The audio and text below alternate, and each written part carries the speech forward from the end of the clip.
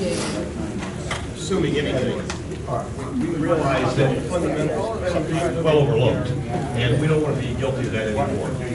If you have questions on this HUD thing, if you'll reserve them until the end of the meeting, Teresa or myself will be more than happy to answer any questions that you may have. If you're going to be in real estate, you're going to be at a title agency or a bank or an attorney's office with one of these in front of you. It's inevitable. So we want to get right to it if we can. There's our disclaimer. We're not tax people, we're not attorneys, and so we're not claiming to have any legal appreciation or advice for you. We encourage you to have your own attorney and accountants for any kind of legal questions that you may have. Three main concerns. I went out and asked people that I considered professionals, maybe even use the word experts. And I used that by saying how much exposure you had to have HUDs. And so, accuracy of the numbers, long and short prorations, seller versus buyer confusions, these are the things that kept popping up when I talked to a dozen people on HUDs that had a lot of experience in it. Tax prorations, one of the biggies. Miscalculations on tax prorations. Company insurance, earnest money placement, 20 years, 200 closings was my prerequisite before you could give me advice on HUD. So a lot of these people that are in this room right now and in Cincinnati almost sang from the same songbook when we asked independently what they had.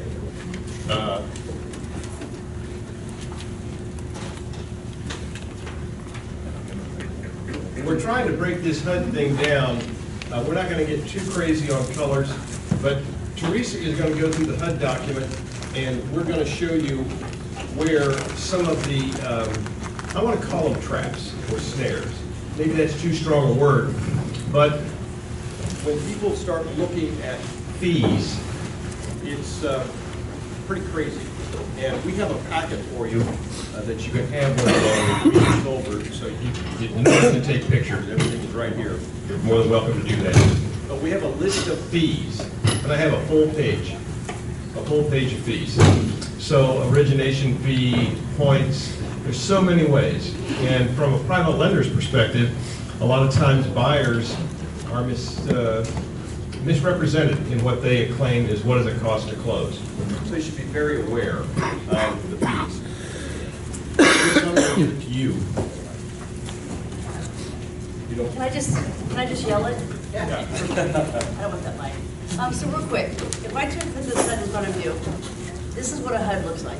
So even though he's broken it down into sections, and we're going to go section by section, but you're not going to see it section by section when you sit down and have this in front of you. You're going to have a HUD. Let me just start out by saying one thing. On the HUD, your buyers is always on the left-hand side.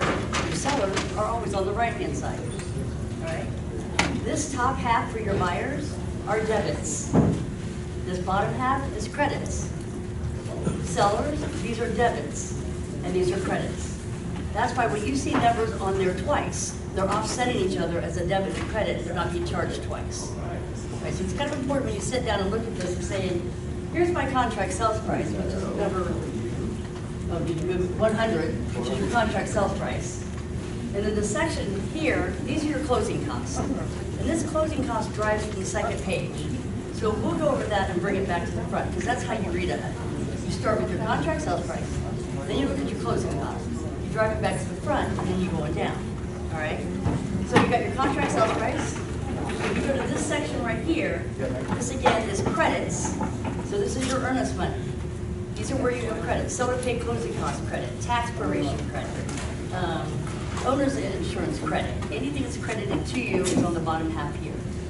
Now on this other side here, this is the contract sales price. And then these are his debits. So there's a mortgage payoff, debit for tax proration, debit for seller paid closing costs. Those all go here. Up here, if there's anything additional that was already paid up out front, like taxes. Taxes are not due till July, but the seller already paid the July tax bill. They're not due, so we didn't have to pay it. So I'm going to debit you and I'm going to credit him back.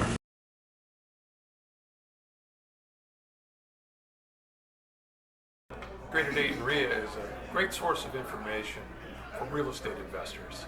You can learn what you need to do to succeed. You can learn the different opportunities that there are in the marketplace, and you can meet a lot of people that know about this from their own experience.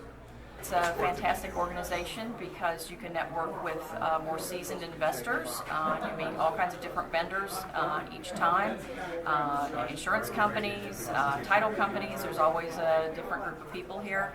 And even though I've been involved in real estate since '99, every time I come to a meeting I learn something different. You could also find contractors here. It's just a really great way to network. The benefits that I've gotten from Teresa over the years is being able to tap into a pool of knowledge from experienced investors, experienced speakers that allow me to overcome any obstacles I might have from what I'm not familiar with. In GE REIA, we learned that this is a team sport, and being a landlord requires quite a few people to help. In GE REIA, we found our accountant, attorney, property manager, realtor who furnishes the leads for the properties, and I believe the appraisers. GE REIA in 2010 to invest. The whole team was there. I had a property manager, realtors who had deals, and now I have 4 houses that are all turnkey solutions. I've invested in private LLCs. I've even bought a note. So by joining an organization like GE REIA, you too can learn how to be a good investor.